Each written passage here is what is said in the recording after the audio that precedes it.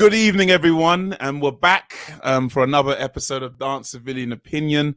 We're going for a big episode on this one. Got loads of people in to literally give their opinion. I feel their opinions are very split on this one, but it's going to be a dope one. Got some good guests as well on.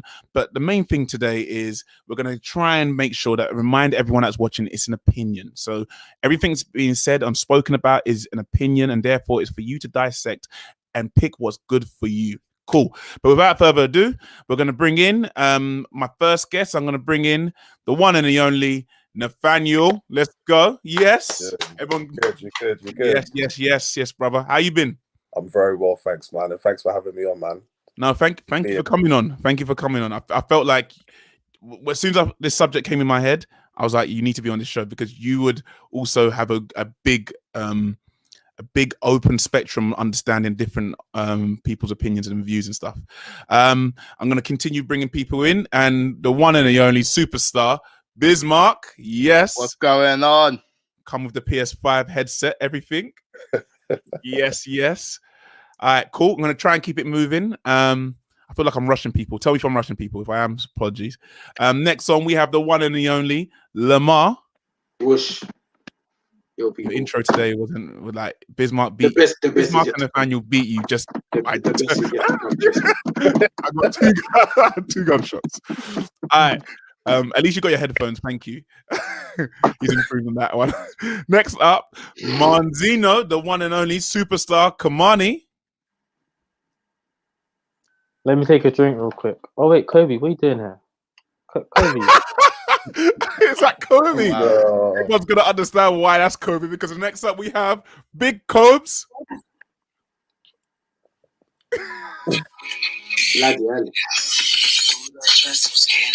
Oh my god, I didn't even think of that. This guy. Why his hair is silver, though? I was just gonna say that. I swear his hair was silver. But he went through phases, isn't it? It was gold, silver, and red. Yeah, but when he went to red, but that was the point when he was getting rubbish. So Kobe picked the rubbish move. It's actually orange, but hey man, yeah. I'm everyone today. I'm all the artists, all the celebs, all the characters, but yeah. All right. Next up, we have our returning champion, superstar. He hasn't been here for some time. He's back. He's back to us right now. So I think he's going to give us a little intro. The one and only Mala Chisel.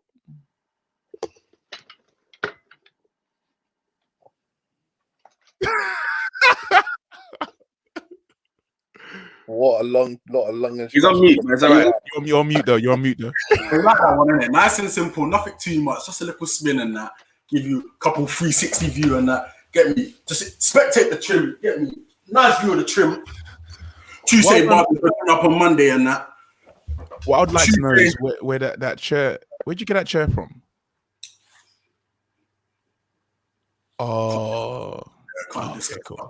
FBI stuff, FBI level. Okay, cool. Stole it. All right, next up into the room, the two superstars of intros. Even when he doesn't try, it's somehow he comes second. Can we have a big? I say second. Sometimes he comes first as well. Big shout out to the one and only Jack Webster with 2 B's. But I sing again. Come on, there you go. That's why Liverpool got knocked out. Yeah. You're about to get knocked out by racists. Don't try that. Actually, we got the racist back. He's got a 10 match ban. You see, Kamara got banned as well. We're talking about that. For 3 matches. That's crazy, isn't it? It's a little bit crazy. All right, cool. Before I bring D-Mac, she's turned up. She's on time. She has to come up next. The one and only Trilzy. Cheers. You will end up in McDonald's.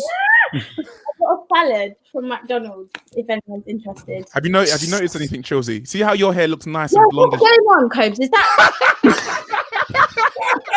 It's mine now. No, Mine is tightened up. Oh. Huh?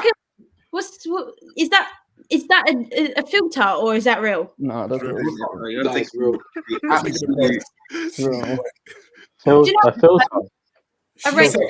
She said whatever's in the background you're blending in with. I don't know what it is. Consistency, guys. It's called consistency. I think that's Where's the consistency? This is your what's first the word when you say you're gonna do something and then you do it. It took him a year, but he did it. That's Yeah, persistent. It's called stubbornness. That's what I call it. I That's call it what being stubborn, just to I'll prove, run to prove a point to everyone. Introducing. All right, and cool. And the one and only last one of the day, D-Mac. Do you know what I'm going to do? Yo, come on. Obviously, simple intro to that. I couldn't think What? of This it. is I even gave you a big page.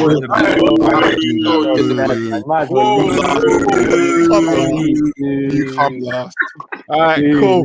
All right. What? I'll bring a whole production team to next week. It's okay. No worry. All right, cool. So how's everyone doing anyway this week? This week Yeah, was good, mad, man. isn't it? As soon as we finish our episode, next thing you knew, next day we had Prince Philip, D-Mac, what's it? It's called D-Mac, DMX. It's been mad. I know everyone's laughing. Wishing death upon the genre. I try to get out of that really quickly as well. He's alright, fam. He's right here, bro. I'm good. I try to, you know, you try to get rid of it. Try to hope no one's going to talk about it. Just pass it by. Did it? I was like, oh. Yeah, it never happened. No, God forbid. We don't want ever that. No, never. All right, cool. So let's just get straight into it. We're going news of the week.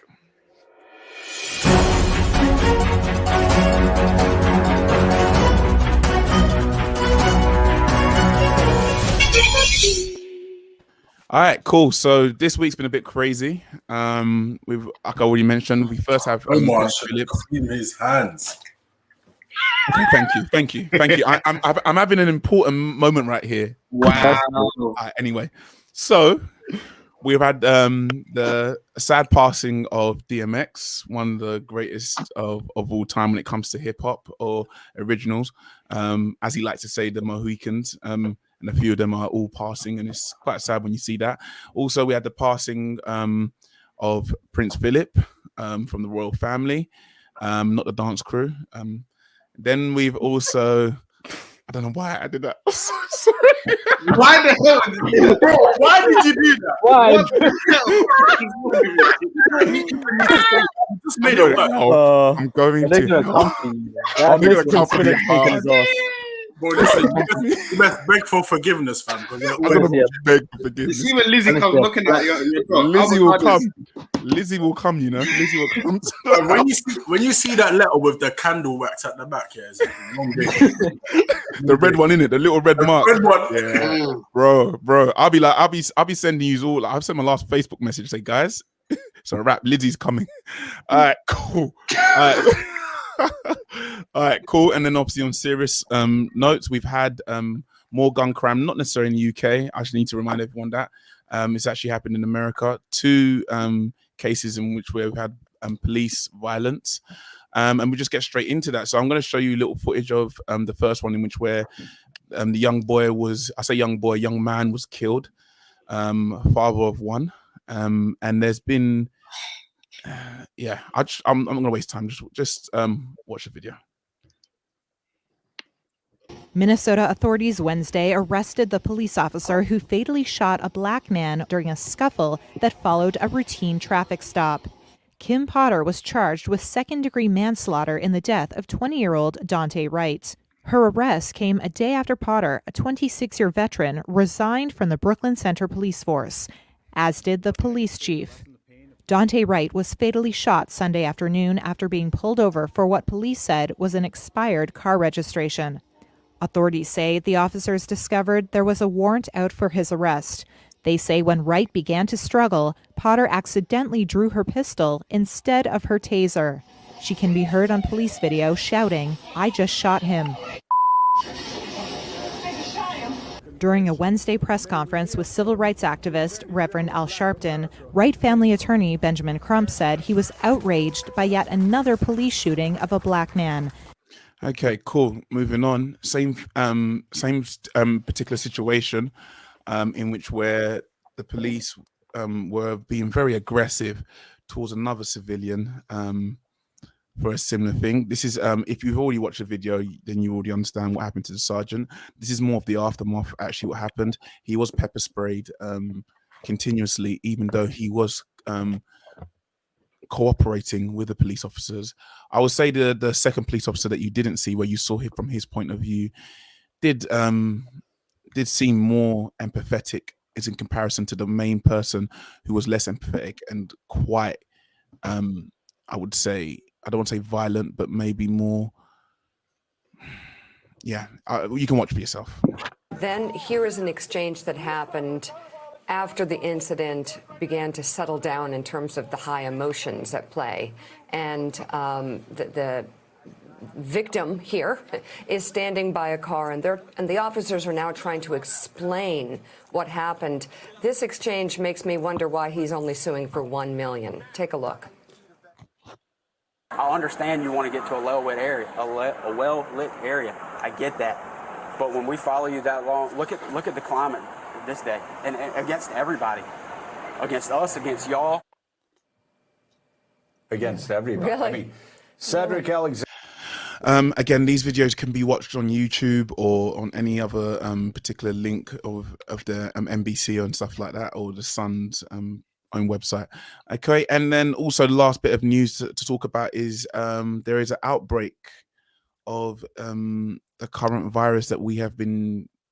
I feel like Malachi right now is saying "I told you so," because Malachi was one of the people like myself who felt that people needed to calm down, even though we had restrictions being lifted, to not be running out quickly and take your time. Remember, the virus is still there in somewhat form, and there's a new variant that's about. I believe it's a Brazilian and a South African variant that is currently in UK, and they're saying it's more contagious, more dangerous, even to people under the ages of 30. So, without getting too deep on it, the dangerous thing about this all is the fact that with this disease doing what it's doing, they're saying right now UK in itself could be under restrictions once again. Some breaking news on coronavirus and surge testing now. At Barnet in North London, N3 postcodes are going to be offered enhanced COVID-19 testing after the South African variant of COVID-19 was found in Barnet. It's going to start tomorrow, Thursday. People for the variant in specific postcode areas affected in N3, or those who shop on the local high street. That, of course, coming in the week that non-essential shops were allowed to open and high streets have got busier. That surge testing will involve both mobile testing units and also PCR kits being delivered door to door in certain postcodes in N3 in Barnet. More information for those in the area on the Barnet Borough Council website. Okay, cool. I've just seen there's another Shaquille, you're in Shaquille, can you hear me? Just put your thumbs up if you can hear me, bro. Or you can't hear me. Because there's more people on here than actually normal.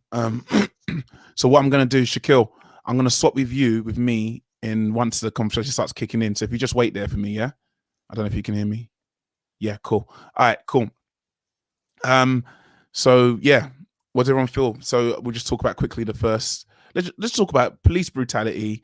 Is the word, or should we say police aggression, especially within the States. I think it's a bigger thing around the world, because I think of the usage of guns personally, especially in America. How does everyone feel about that? Oh, anyone can talk, by the way. It's another day and probably another one of several like what I deem as crimes in it. Like it's completely over the top aggression in it, and it's just disgusting. Like I've run out of like things to say because this happens constantly every single day, and it's like, what can you do at this point? I mean, I guess there's a positive in the fact that one of the officers have actually been arrested and charged with, I think, second-degree murder. She basically got away with it. She got away with it. It's manslaughter. Manslaughter. Bitch. And she's resigned, so it means she'll still get all her packages. Oh man, that country's a mess.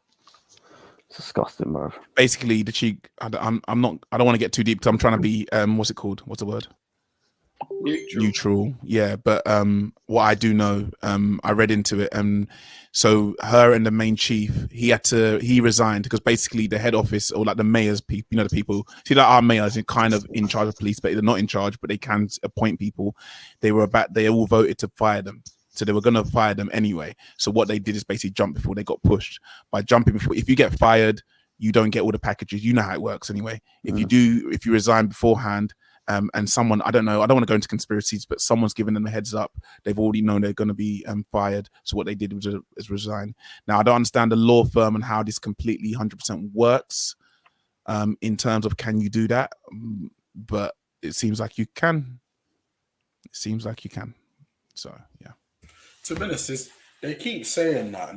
They always say that we're going to put training in place and all of this, like, to educate our officers and all of that jazz. Like, I'm just like, training don't fix this stuff. Like, I just can't comprehend like what goes through these people, like their heads when they're stopping these people. Like, how can the main thing like everyone's talking about, and it's true, how can you mistake your taser for your gun? You're an officer. I promise you, your taser and your gun is on two different sides.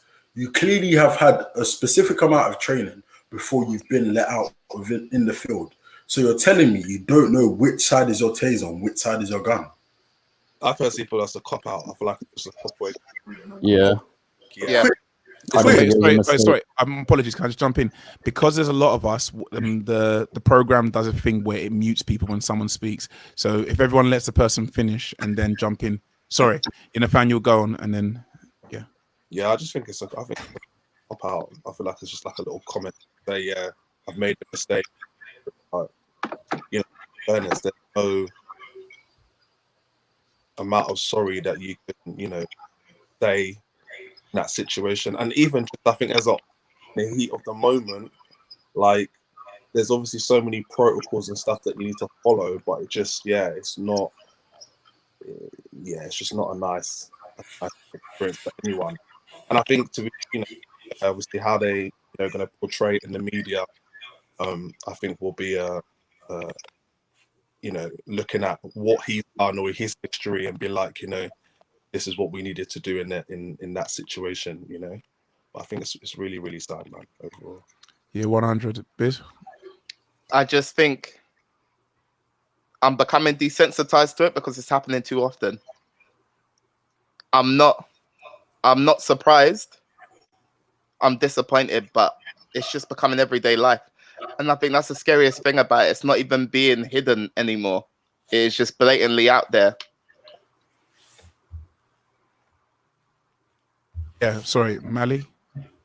Yeah, Biz, I agree 100%. 100%. And the crazy thing is, which I don't think people understand, which I feel like more and more people are starting to realize that the fact that this is my main point for me. It's just like the fact that you have a service which is made to protect you, but they're killing more. I feel like they're killing more than they are protecting. And it makes no sense. Like, you're here to protect and serve, but yet so many people are dying at the hands of the people that we're meant to have trust in. So we're meant to call the police when things go wrong. So we're meant to call the police when you feel like threatened. Like, it's absolutely crazy to me. Like, as Biz said, it's becoming so normal. It's just like, it's literally just like it's another day. Like, okay, yeah, this happened. Can I add that before we turn it, obviously the way the turnover of young black males and black males in general on how they're being treated, but it's actually happened to a lot of people of all color, just so to make it very clear in America. And that's why I wanted to kind of put on the thing of gun crime, because and the gun usage seems to be a problem. And so I thought I'd put that out there. In actual fact, again, I'm trying to be as neutral as possible. There's actually been more police crime on white males in America of I think it was 2020 when statistics were done, than it was of actually of black. I think the circumstances and what and how black males have been shot is what everyone's more shocked on. If everyone understands, cool. But and just to add on, there've actually been, to be devil's advocate, there's actually been more deaths amongst medical staff, NHS or the American one, than it has been of the public sector, than it has been under the police. So how does everyone feel about that? And then I've got to move on. I'll give 1 minute to whoever wants to talk and take that up. Okay, cool. Is that between the US or is that the UK when you're talking about the NHS? Oh, I mentioned NHS, but worldwide. Okay. But yeah, and even in NHS and in the Americans version of medical, there's been more misdemeanors amongst doctors making mistakes and killing people than there has actually under the police public sector that everyone's saying we need to tear down. How does everyone feel about that? Do we feel we need to start looking into that? I feel like this is crazy because I know this goes for the UK as well. This like statistics usually go off. Not saying that it's obviously false, but statistics usually go off information that's collected. So in order to get that info, it needs to be reported. Like I know half of the crimes that gets like broadcasted or like in your local newspaper and whatnot is crimes that have been reported. Meanwhile, I know certain things that have gone on behind the scenes and certain things that's happened to certain people hasn't been reported. Hence, speaking like I've got family in America and like my cousin in New York, he went through something with officers as well, but he didn't bring it to court or anything. But the reason why he didn't bring it to court and he didn't make such a big deal about it, which is obviously a pro and a con, is because that he's tired of going through all of this and the right outcome not happening, as in justice not really being served, which then I agree to a certain extent, but then I'm just like, you might as well still push it. But then, as we know in America, when things cost so much money, fighting a case like that isn't really what you want to do, because then at the end of the day, you're going to be out of pocket. Well, she's come out. This is why they say poverty, institutional racism is involved. A lot of people think institutional racism is just someone saying, I hate black people. But it's also to do with history that's caused people to be poor, that has caused people to be unable to deal with court cases. So she has been able to deal with her bail or her bond to get out, which was 100K, which is crazy, because if that was the other way around, you know that your average, I know I haven't got 100K to get out. Trilzy, I'm going to let you be the last one because we need to move on to the COVID in North London. Cool. I think Biz touched on it and he said, and I genuinely, like, hand on heart, I'm so desensitized. This time last year when everything was going on, all the protests, everything, like everything hit me. I was so angry about everything that's been going on. And now I'm just like, again, really? But like you said, these people are protected. There's been an officer that's physically come out and said they've had a meeting, and in that meeting, it's been stated to them that if they want to do whatever, X, Y, and Z to anyone, then they will be protected.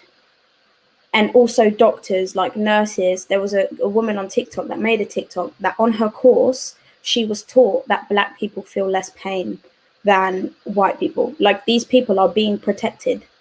These people have, like, people in higher places that are protecting them. And I, like Jack said, there's like, what do we do? Where do we go from here? And the only thing I can say is literally, like, understand the strength that our skin color holds, understand the strength behind our history, because we are, like, not saying we are our history, but our history has proven to us how strong we are. Do you know what I mean? So we're at a point where I feel like we want to lash out with anger, but we need to take a second and stop and just actually understand what is going on, the ignorance of these people. And actually, we're stronger than this. We don't need to lash out with this anger.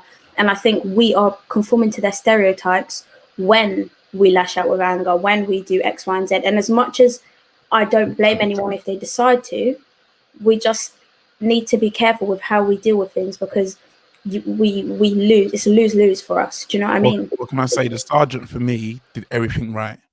I'm not saying that the young boy that got killed didn't do everything right, but him having his little rustle and tussle and then running into the car, you already know that you're in a situation in which where you're at disadvantage, maybe because of your environment, where you are, your skin color. I feel the sergeant, it showed that the sergeant was more educated in how to deal with that situation. He did everything right. He put his camera up, he put his hands in position, while as the young boy looked like he put his hand towards, clearly putting towards his car to start his car and belt up. But it's that whole kind of, why did you rush off? You know your situation. As I teach young people all the time, stay in your lane. Just remember where you are, stay in your lane. And I think if we're going to say how it's going to change, it's by educating our people to get in those positions. You can't make change unless you're in that position to make the change. So they're going to have to become the doctors, become the police officers, become this. Tearing it down to bring it back up, to me, doesn't work, because you're only tearing it down to bring it up with the same people of employees in the same position. Maybe not them, a new generation, but they're still going to have that way of thinking. So the only way you can educate someone for change is by them being amongst people. They did so many different things where you've seen people of who are black and who are white and young children together. And even there was a situation, it's a long story, but young man, black man put in prison for the wrong reason, same white guy put in prison for the right reason. I think I explained to Cobes, one was KKK, one wasn't. He said before he went to his deathbed, before he was executed by the death penalty, he said, "You were more like a brother and a family member, and you showed me more love than my own parents did." Who was a KKK wizard who told him to go and kill the first black man he saw. You see a difference. I think for education to happen, I think more people of color need to be in those higher places. I'll go on. I got a question though. Oh, wait. Is it gonna be a question? It's gonna take us somewhere else, isn't it? No. It's just kind of. I'm running out of time. I'll go on. In doing so, like putting more people of color in those positions, do you not feel like those people will have a stereotype or be treated in a different way because of that? Of course they will, but then that's how you make change. Martin Luther King said it. You can't make change by staying where you are. Sure. All right, cool. Let's last thing for the next 2 minutes. I don't think people know about it, but I thought I'd put it out there for the first time before we get all, oh my God, we're going another lockdown. How do you all feel about the current situation of the variant in North London? Yeah, cool. Go on, Biz. Oh wait, Jack. Was it Jack or Biz? I'm so confused. Biz. Okay. Oh, cool. Listen, we've been free since Monday, right? Best believe I left my house twice, and one of them was a supermarket run. Like, I feel like this year, I don't know if I've become like a bit inner. I'm not in a rush to go places. There's things I miss, like being around fellow dancers and creatives and working in spaces. But I'm not in a rush to be around people to then be in a lockdown in 3 months' time. I think, don't get me wrong, if you've got somewhere you need to be and be there, by all means. But I think there's a natural rush for everyone to put themselves out in the world, especially knowing that there's these new strands and stuff running around. So I just feel like we've got to be vigilant and careful. Mm-hmm. It's like for ourselves, because you can see how much the industry has been crippled. Like what classes? Everyone's had to be on Zoom. And I don't know about you guys, but teaching on Zoom is draining. I feel like I have to be a cheerleader when I'm teaching on Zoom. And that's not me as a person. I deal with, I know most of you teach, so I deal in relationships and energy with me in a room with a person. So I feed off the energy and they feed off me and vice versa. So I don't want to go back there. But at the same time, I also get like that there's people probably suffering from mental issues, from having to be cooped up and not being able to interact with people. There's so much to unpack, but I'm not in a rush to go back 4 steps. So I'd rather take half a step forward and slowly pace than run. And I feel like a lot of people are running. Yeah.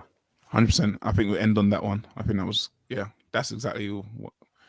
Hope everyone listens to that and understand that. So we're going to go straight into the main subject. What's more important? Is it experience and exposure, or is it getting paid?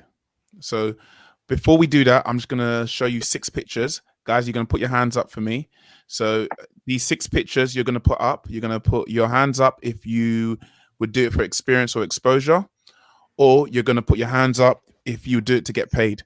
So apologies about the quality of the picture. I was literally just trying to set up today and do it quickly. So this is the first person. Put your hands up. So Kobe, straight away, you're going to do experience exposure. Now I've got a question. When you say paid, is that as little as like £5-10? Yeah. Oh, so anything that's basically paid is paid properly. So the national limit, at least. Do you know what I mean? Yeah. Cool. All right. This is the first person. Okay. So put your hands up if you would do that for experience and exposure, or leave your hands down if you only do it if you get paid. like fully dressed like that and everything.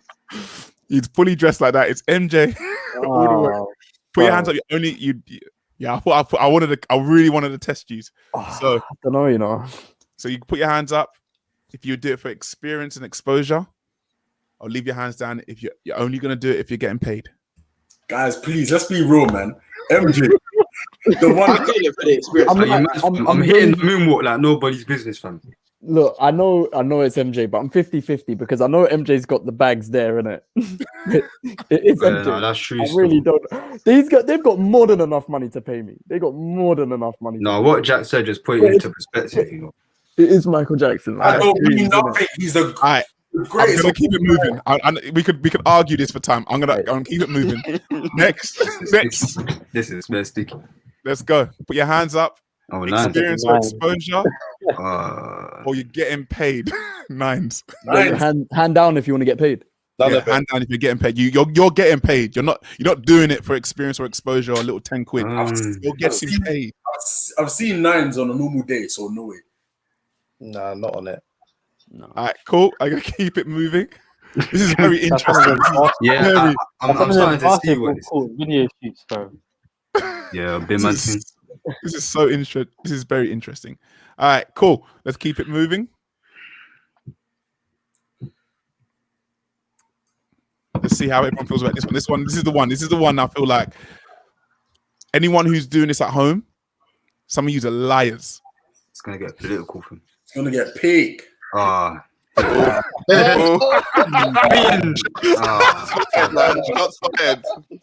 No way. I think against my will, yeah. I feel like Omar, man, allowed to do it. Omar, you're out here trying to cause problems, bro. Sorry, I also have to find out. Yeah, there's a third category I'm putting in my head. I don't know what I'm putting under yet, but it's like a wish list, just to throw it out there. So my hand goes. Okay, up. that's your wish list, then put your hands down. Put your hands up. If that's a wish list, then it's exposure and experience. Hold on, and let me a wish rephrase that. list. Stormzy's not my wish list. Michael Jackson was my wish list, and just to clarify. Stormzy's your wish list. Don't cap, man. You said this Stormzy's is not the wish list. If Stormzy I'm busy, bro. You said to me, if Stormzy was going on tour, you want to be on the stage. He bought out receipts, bro. Don't have it.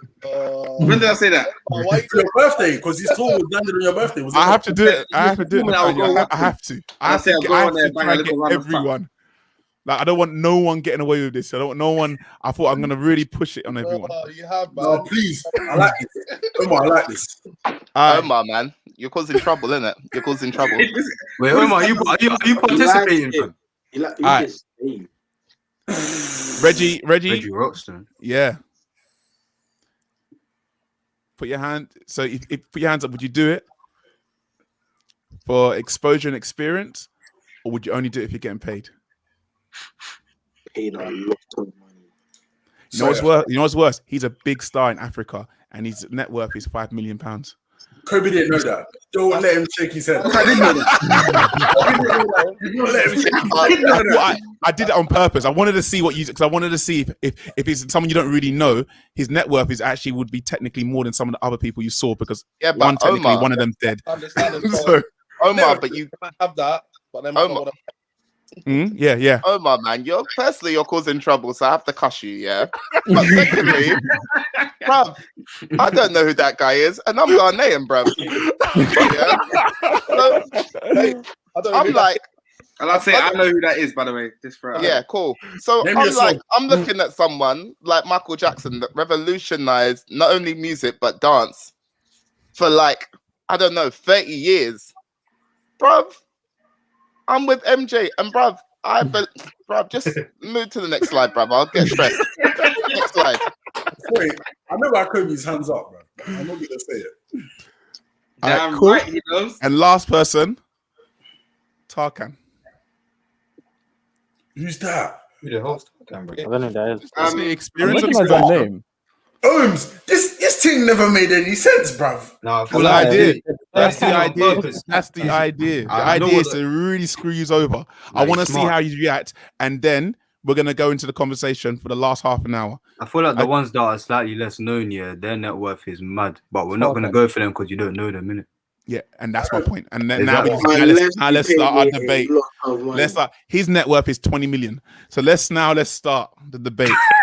Wow. It's mad, isn't it? First off, I hear what he's doing. I want to take back the MJ one. I'm definitely doing that. I don't care. I'd pay to do it. You pay MJ. I'll give MJ my piece. Obviously not a lot. Biz, Cool. go. I'll start, but I'm probably gonna cut this whole thing short. We're living in a day and age where Royal Family can charge $200 for an audition and people are gonna pay. Yeah, but the tables aren't the same. A younger Bismarck would probably work with all these people free of charge because I'm trying to get points on my CV. But the way in which social media and stuff works, it's designed for us to all show that we're keeping up appearances, that we're doing interesting stuff. So whenever you do something, you're either making your media stretch or you're showing pictures of you with people that people feel are important, i.e. influencers, right? So for me, if I think MJ's name holds weight and I'm like, people see me if MJ makes me look legit, I'm going to work with MJ. The same way people are going to do stuff with Stormzy because he's gotten to a point in his career where he is legit, he's certified. Regardless of if there's money or not, there are eyes on his work. He is getting millions of viewers. People will see what he is doing. And that is, in turn, what we're all doing. We're all trying to stay visible in this scene. Because when you're visible, you get work. People look at your social media. People look at who you're working with. And that's the system at the moment. Correct me if I'm wrong? Yeah. To a certain degree. To a certain degree. Yeah, cool. Correct me, sweet boy. I love it. Yeah. I don't know. I feel like it's hard because I feel like some people obviously have a, underlying agenda in terms of like where they see fit or where they see their career route going. So obviously more people will do stuff obviously for the experience and might not get paid. But then if you're looking at, say, like for instance, like someone like myself, for instance, I'm not a household name. I'm doing bits. I'm not exposing too much what I'm doing. Does that make sense? But then at the same time, I think it's one of those things where like, even for like the younger people, we have to start now equipping them to understand, what it's like to obviously be getting paid, what rates are, branding, all those little things in order for, for them to just be equipped so they're not, getting shortchanged. Because most departments, when you hear about, say, for instance, most departments saying, oh, it's good for the exposure. The director's not doing it for exposure. The stylist isn't doing it for exposure. Do you get what I mean? So it's like, definitely. To a certain degree, if we know to a certain degree what our worth is, then we won't, be in these positions where these people can just like, take advantage. Does that make sense? In the ideal world, I completely 100% agree with you, but it's not an ideal world, if that makes sense. Yeah. And there's loads of smoke and mirrors. And but we put ourselves in that position when we keep lowballing each other to do jobs. So when people offer to do stuff for free, you stop these people from valuing our work and actually paying people when they should. Yeah. Shaquille said you're better active. Can I throw one more? Can I throw one more at you? So now we're all kind of getting to a place where we're kind of understanding. Would you do this for experience? This group for experience and exposure? Or would you do it? Are these man that do K-pop and that? K-pop, they're like the biggest artists in the world. They are massive. What are you doing? Put your hands up. Put your hand up. Experience and exposure, or you're getting paid. I don't know, man. I'm so 50-50, bro. You know what it is? I think age plays a massive part in this conversation as well. 110%. And I think I'm aligning more with what Biz is saying, because I agree personally with what everything Nathaniel's saying, and that's how I think obviously it should be. Like, no matter what, we're also working, we should also get paid, we're entitled to that. But then in like, I guess, a real world setting, when you're starting out, and like we've had this discussion many times before, like, can you shut up? Thank you.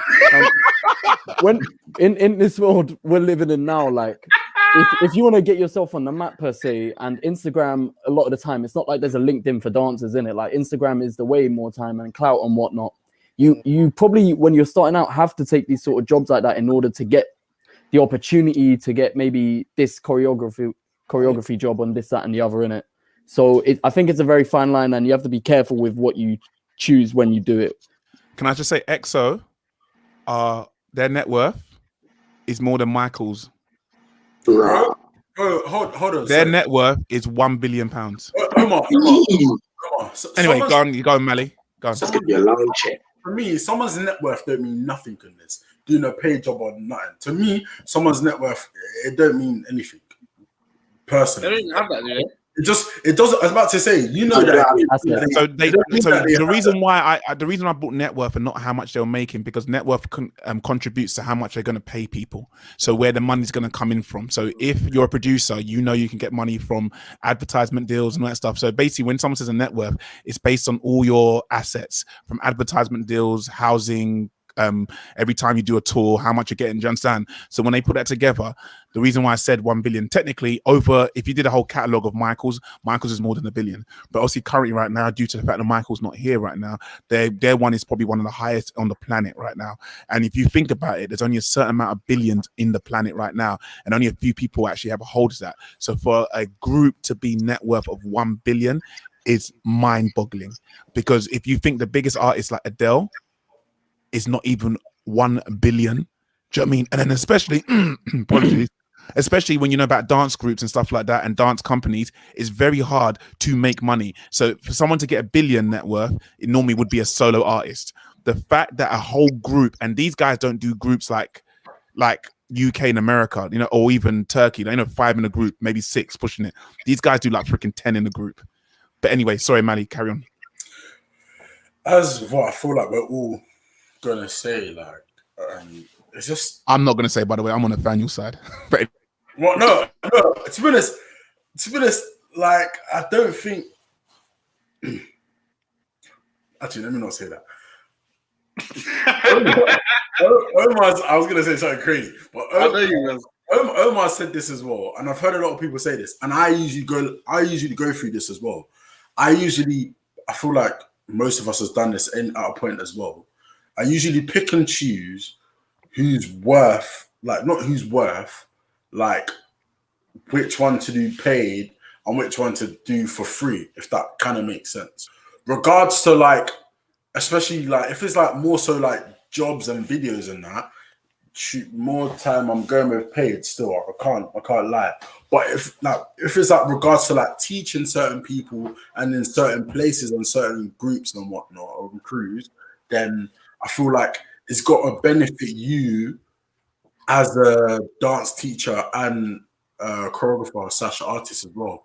Because then we all know that, like, the more you do, like, regardless of choreographing and teaching, I feel like the more you do, the better you become at it. And so therefore, I feel like in a teacher aspect or choreographer aspect, I feel like I'm more likely to do stuff for, like, lesser or for free because of the experience that it will give me. Obviously, regards to, like, videos and jobs and that, it will still give me a lot more experience. But in regards to what I want to do long term, like, I usually go for what it might benefit me and how it might benefit me, if that makes sense. If I do. Yeah. Cool. It's therefore subjective. Cool. Biz? Marley, if we're talking teaching, bruv, any organization that is getting in contact with you. Biz, sorry. I'm so sorry. I'm so sorry. I like Marley, man. I like you so much. It's Marley. I've known you for so many years. Sorry. But going back to what you said, so I apologize, my bad. It's all right. Going back to what you said, if it's teaching, if they're asking you to come and teach, if you're having to travel, simple things, you should be getting your money. Like, true. It's a no-brainer. True. Because half the time when you're doing workshops and stuff, people are charging excruciating fees for you to come and teach, and that stuff doesn't get this. That whole culture needs to be normalized, and it needs to be just some next level of transparency. Because I feel like a lot of organizations exploit, just plain exploitation. But I think that also comes with time and maturity. So it's sometimes, when in doubt, consult, talk to your peers, talk to your elders and stuff, because you know how the industry is. People don't want to pay you, and they'll get someone cheaper to do it. But quality rules overall. 100%, 100%. Like me, I feel like me, Kobe, and Omar especially. We always do have these conversations in like, do we do this job or not? Like, like we always go to. I always step to people like Nathaniel or like Ken or Omar, like just to ask, just to make sure. I'm not usually in that boat, as in like I usually do stuff for free in it, but 100%, like just spot on this. Cool. So Shaquille's asked, to anyone who teaches or choreographs, which is I think is pretty much everyone here, how long did you do free stuff until you got paid, and why? So this is where I think age came into perspective, because I taught for free for like I'd say maybe a year, but at the time I was like 13, you know, and it was like my local, and you're teaching like little children, and even though I would have obviously liked to get paid, my mentality at that point, and I guess to anyone who is at that age, I don't really see any harm, because I feel like that's a big learning curve and a big learning experience. Like you're figuring out what your teaching style is and how to teach and how to like get people to engage with what you're doing. And obviously over time you get to a point where you like need to get paid, and you will if you've done a good job, and more opportunities would come. So, but if you're doing something like that at like 18, I think it's you're just getting mugged off, really. Yeah, sorry, go on, Kobe. Thinking back, I don't think I've taught like one odd and here and there for free, but I don't think I've ever like taught without getting paid. I don't think. Yeah, I don't think I have. Can I jump in and say, because obviously I think we're deviating from the main thing, which is like music. I think that's my main subject towards, if anything, is more the mainstream. So I think what Jack said, and I think obviously Kobe also what you're alluding to, you've never necessarily done anything completely for free, even if it's been a little tenner here or there. I think teaching and choreographing, Shaquille, for me personally, is a different subject. Okay. And I think it's a place of trust and experience and building skills that you would not normally be able to just gain because of your talent. You would have to actually grow by being within those spaces. Jack, I disagree with the 18 thing. Only reason why I say that is because I started teaching early from a young age for free for years. I don't think I started getting paid properly, a proper wage, until I hit my 20s. Do you know what I mean? But don't get me wrong, I did get a little bit of money. Like I think that's what Codes is alluding to as well, right? Yeah, I got a little £25 in my pocket here, £20 in my pocket. But in terms of getting a pay packet, I think that's a very different world. And I think that's where sometimes education or school comes involved. I think in the industry where I argue the case, where I agree with Bismarck, I'm going to let Lamar go next after me. Bismarck, in a sense of we now live in such a social media place. It's all about what you're popping and what you're doing right now. However, the reason I agree more with Nathaniel is because now working in that world more, as Mali and Cobes, you know what I'm talking about with filming and stuff, and you see how much money goes out of my pocket. Well, now I've realized how much money goes when I do my own things. Even Cobes, I was telling the other day, even when I calculate a simple shoot, and Biz, you know what I'm talking about, when you go and film someone's thing, because people think it's just pick up a camera and go. No one forgets electricity that you're using to charge your thing is taking money. The time you get onto the train is taking your money. The time you waste, not waste, but filming that's your money. Then you come back and edit. That's money. And you do that completely by yourself. Memory cards, all that stuff, the equipment, the gear. Technically, even though you're using your own gear, in the real filming world, they put that in the budget as a hire. So even if it's your own camera, they charge the companies. The companies then pay this money. When you calculate how everyone's paying out, I think it's so disrespectful. Then they come to the dancers and then say, we've only got 120 quid for 6 dancers. Are you taking the piss? You've factored everyone, and you've just hoped. You've taken, what's the word for it? I don't want to say vulnerability to the fact that we are trying to survive, and you said, "Here, here's a little 20." It's neglect. Yeah. That's it. That's the word. Do you know what I mean? And you know that we need to get somewhere, so we're just gonna take it. And I brought this subject up mainly because one of my friends called Daniel lives up in North. He got offered a job, and obviously Kobe, you know what I think. And Kobe, I told you innit, You don't mind me exposing this about the situation that happened, innit? I don't know. Wait, Let me know depends what situation. about the paid thing. About when they came to me. Oh and yeah, I yeah, sat them yeah. down, and then what did they come? Who did they come running to next? But we didn't know that. Me and you didn't even know that was going to happen. And literally, I said to them, "No, this is no," and they said free. And the next thing they did, they just went to the next person, hoping. Now, obviously, I'm not going to subject Cobes to that whole situation, but it's understandable. But then you get blacklisted, so they put you in your number as that person, never to call if they need to use anything, because he's not going to accept it. So I think it's because they know that the younger people, or the younger generation, or someone, I won't say younger because sometimes not younger. I know 30-year-olds and 20-year-olds who do things for free, because if maybe it's not even their age, it's maybe their experience. They've only started dancing at age 28, so they're really getting into it, so they're going to take the job. So I just think now, knowing how producers work, knowing their job is to go and get the money and all that stuff, why are you so disrespectful and you leave us out? After Lamar, Manzino, go in. Lamar gone. Yeah, I mean, I think what you're saying, I mean, most of the time it comes to things being blatantly unfair and people just disrespecting us as dancers. But for me personally, like when it comes to like music videos and things like that, yes, I'm here for experience and all of that, and also getting paid, everyone's here for that. But I'm also a firm believer in the thing I may be doing that is for free or for not as much money as I would like could lead to the bigger money. Like somebody else could see that and be like, oh yeah, I want them. And they're offering more money. But at the same time, it also comes down to a point where it's like you're taking a piss. Like if I'm coming to a shoot and you're offering what, £60 a dancer, wear my own clothes, no food there. Because there's certain times here where it's like, all right, cool, I'm gonna do this. This is my craft. I love what I do. But at the same time, is it disrespectful to me as a dancer and to my character?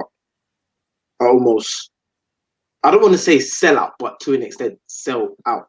Because this could happen with the next person, and then all of a sudden they think that this is something to do when it comes to dancers. I can just give them a little money and everything's fine, even though it's not.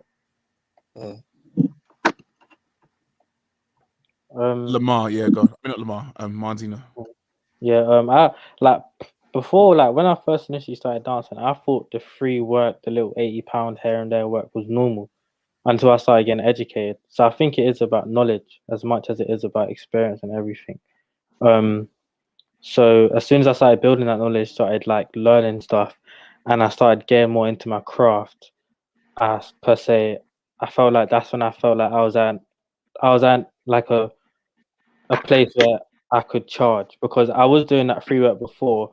However, I felt like I got to that place where I could uphold a standard for what you're paying. So I feel like before, yeah, I wasn't charging, but now I would charge because I know what I'm capable of and I know what I can provide. If that makes sense. I'm going to read out what D says. So I feel there should be an industry standard. It would be protect the teachers to get the correct amount and protect the school, because too many people charge ridiculous amounts and some people are not worth it. I think you're insinuating to dance teachers. This is actually a subject we already touched upon, and I think one of the things we said is experience. I think it's hard to standardize an industry that is not even standardized within themselves. I think it's very hard to. So we've only got 10 minutes left. So, and yeah, gone. Biz? Sorry, but also you've got to take into account with what Dee said, how much the school is charging the students for taking the class. So that should be factored into how much the choreographer or the dance teacher should be paid. But I know we don't want to stay on this point, so that's all I'm going to say. I'll be quiet now. I know, yeah. We're coming to an end, so but we've got to that bit, and I want to kind of like last little moment of it when it comes to the jobs. There are a lot of jobs. Oh, sorry, go on, Cobes. Sorry, I had a really dying question. Has anyone ever been in a position where you've done that job for a lower price and it actually has, you know, like we all have the principle of like, if I do this for this amount, I'm going to work with that person and da-da-da-da. Has anyone actually gone through that process, like taking a job for lesser money, got to that bigger point? Yeah. What is in industry? Yeah. Oh, me personally, no. No. I was But gonna say I think that's only because of the, again, experience and understanding, and obviously getting more, being more aware in terms of like fees and negotiations and stuff like that. But then working on the other side and just seeing how it all kind of unfolds. Yeah, I think, yeah, it's never really, not to say it's never been my thing to not do things for less, but at the same time, I think if all departments are, you know, getting what they're getting, I'm a strong believer that dance creatives should definitely be getting what they deserve. And if they are getting less, why is that? Do you get what I mean? Yeah, yeah. Can I add on to what Manzino said? Manzino, you're a rare situation. I think the reason why, and Bismarck, I forgot the word we used. Was it vulnerability or neglect? Neglect. I think with all of that put together as a big whole, you've been surrounded by strong dance men and women, right?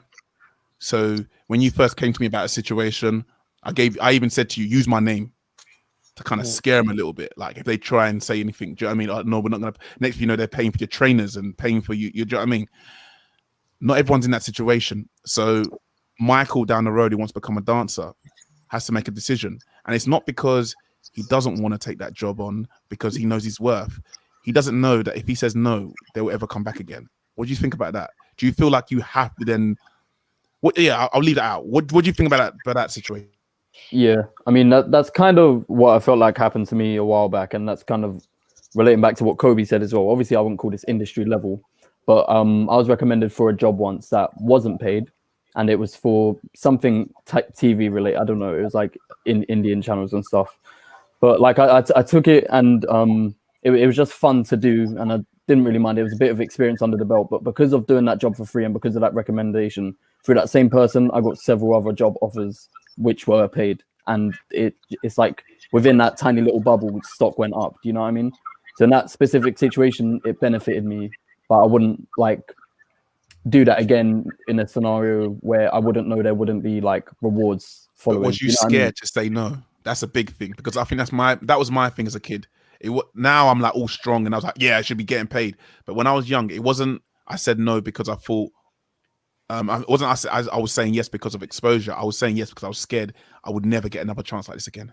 So yes and no, because my mentality at that time was like, I should be paid no matter what, you know. But at this point, my scenario at that time, I just done first year uni and I hadn't danced in like over a year, and it was like I felt saturated, you know, like I hadn't done nothing. So I was gonna do it, one for like a stream of potential revenue, and then also just to like shake off ring rust a little bit and do something fun, but it would benefit me also. You know,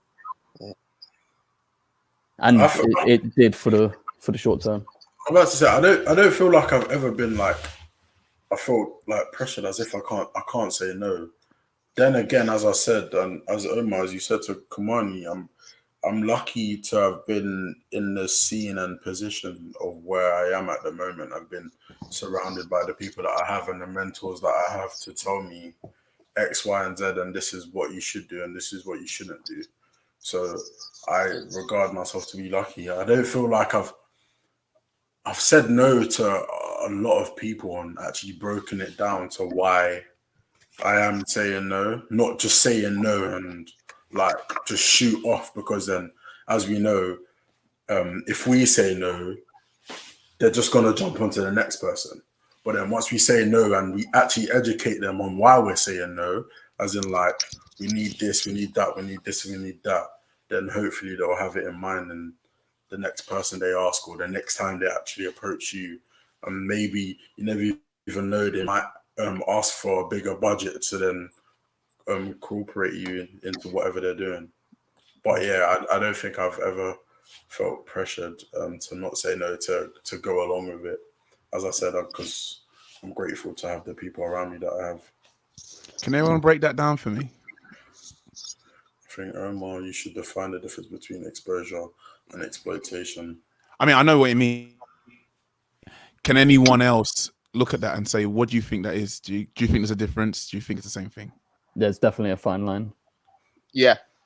I There's think definitely a fine line. Big difference. It's a hard one, you know. I think exposure. I'm not sure if I'd use the word exposure or opportunity. So I feel like exposure is allowing yourself to be seen in a place. And it's like a lot of organizations work on the basis that if you do stuff with us, we'll put you forward for stuff. But I think it all comes down, it's all relative to the sort of person you are and who you're working with. Like, and I try and encourage, if I can't pay people that I want to work with, that there's an exchange of skills. There's some sort of exchange. It's not just you doing stuff on blind faith, if that makes sense. So I try and do skill trades, whether it's like filming, whether it's teaching a craft or a skill that you can reutilize. But I don't like just doing empty transactions. But that's just me. Maybe that's something we can all start doing more of as a compensation, because obviously not everyone's got money to always do stuff. But as creatives, we can share skills. But yeah, that's me. I feel like that's very like.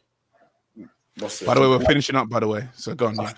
I feel like that's important because Omar, I feel like you do that yourself, because obviously regards to us lot, as in like E, Kobe, Kamani, as in like regards to like filming and art tracks. I mean, we're more than happy enough to do it like out of our own day. I mean, in our own time. But then at the end of the day, we're actually gaining skills that could help us do the same thing and get paid properly. Or, you know, as you always do, there is a paid opportunity and you can get us on board, that you always do it. I feel like that is, and that's why I say, like, I feel like I only usually do stuff if I gain something like that, skills that will help me in the long term and in the long run, as in like stuff like, a key example, like stuff like helping stage manage, like, I don't know, like a studio show at Boy Blue, but then now I can stage manage properly within a different company or environment and get paid properly, if you get what I'm saying. So I've taken the skills I've gotten from that area and I've put it into use in somewhere else where I can be getting the right pay and whatnot. Sorry guys, I got cut quickly, but I just want to thank you, Kobe. Shout out the sponsor. Appreciate that, bro. Put up. No worries, brother. No worries. Anytime. Quickly. Oh, lovely. Thank you very much. No worries. I'm off, guys. Safe. See you, bro. So yeah, finishing off. My main thing I think I was talking about was mainly exposure and probably and experience and being paid in the actual music industry. Oma Paloma, just to respond to you, I get it. She took that. You know what it is? I guess for her, Justin Bieber was her Michael Jackson.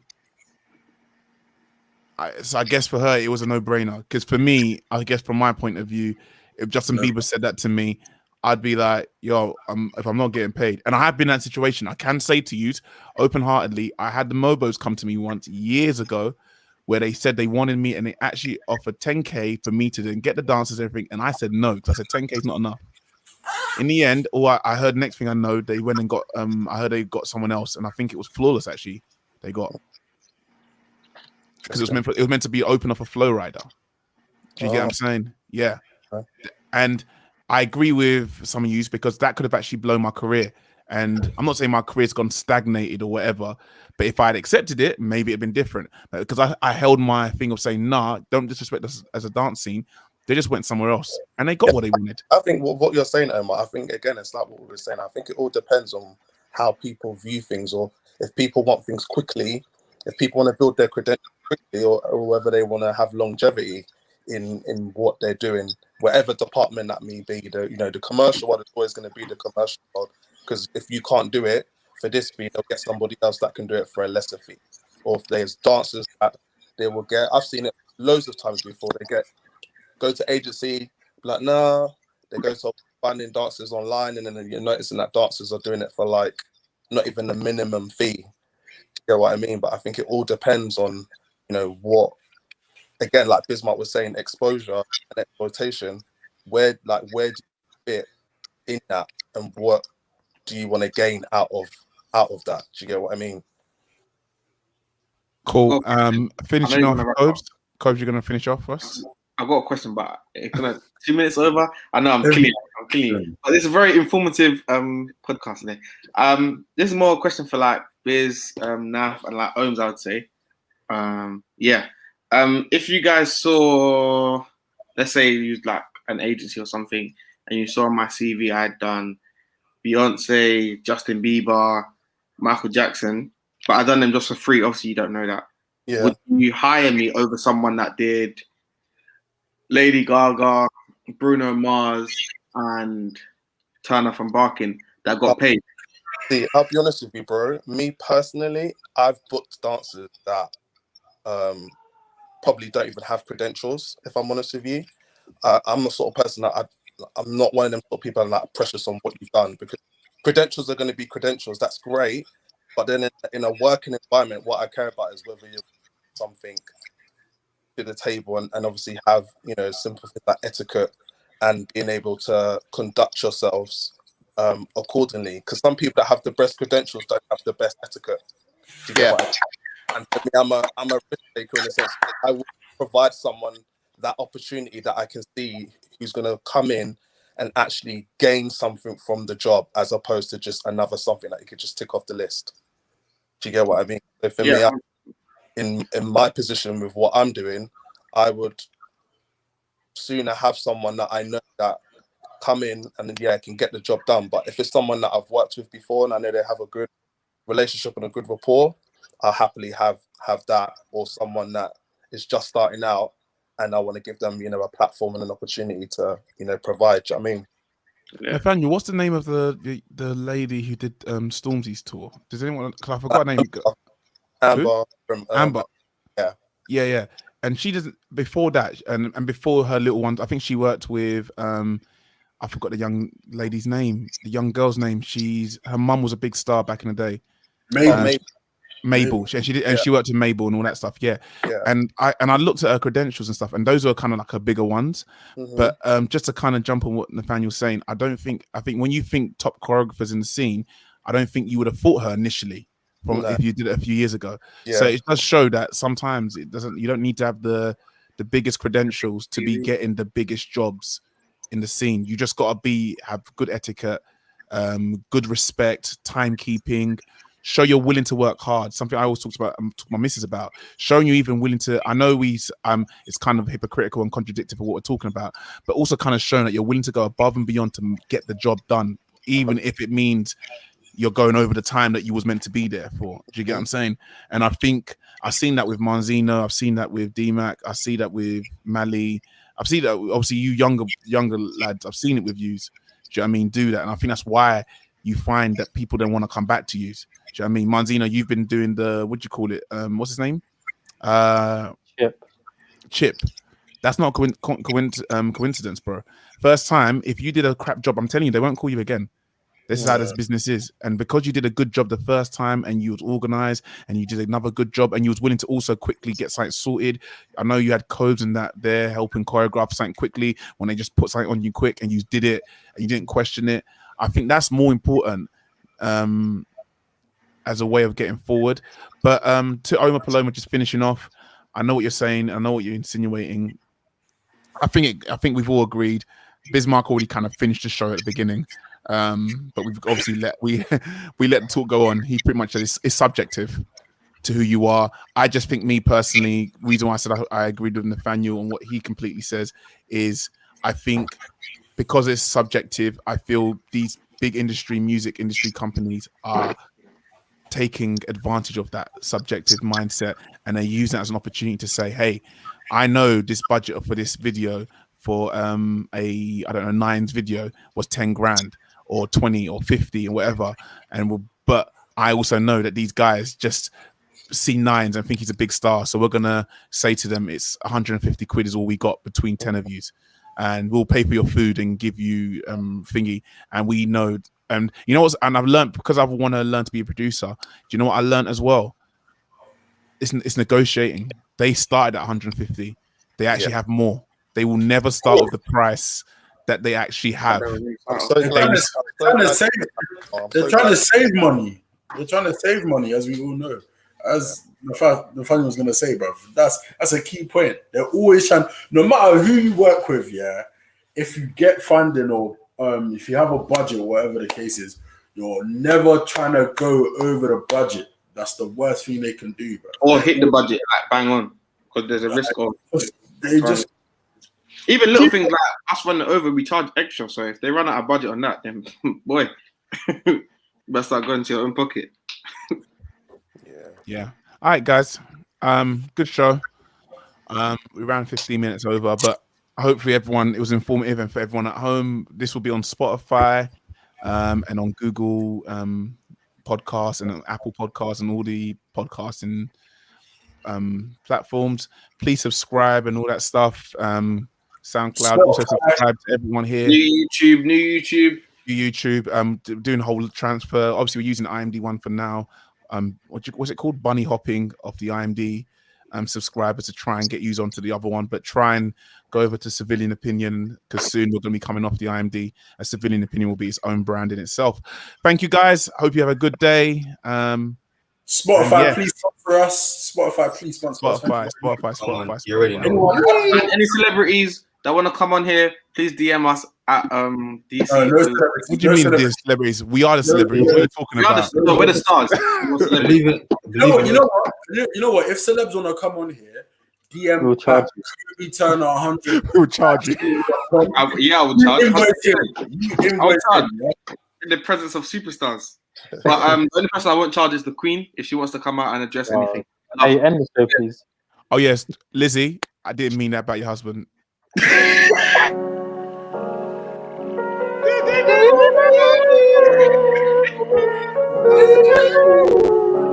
Just